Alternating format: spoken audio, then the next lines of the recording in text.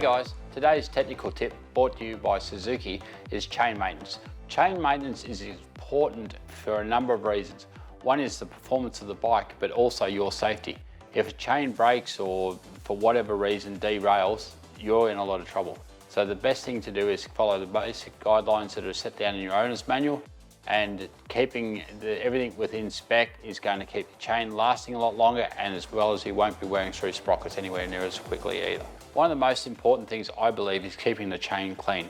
The more dirt and mud that you can keep off your chain, the longer it's going to last. With a bit of soapy water, and there are some really good chain cleaners on the market with a good stiff bristled brush. After we give the chain a good clean, then let the bike dry for a while, and then if you've got like compressed air, you can give it a light blow off, and then what you need to do is apply not too much but a good coat of chain lube.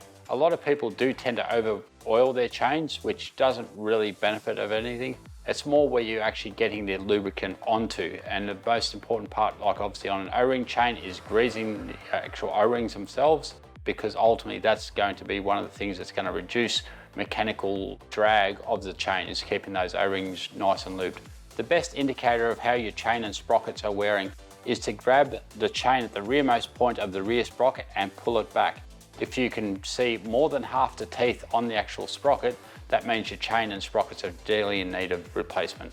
The other important thing to be looking at while you're checking your chain tension and the actual wear of the chain and sprockets is to check your chain sliders. Once your chain sliders start getting worn, you'll wear into the swing arm, or you risk the possibility of the chain derailing if the lower chain guide is starting to wear too much.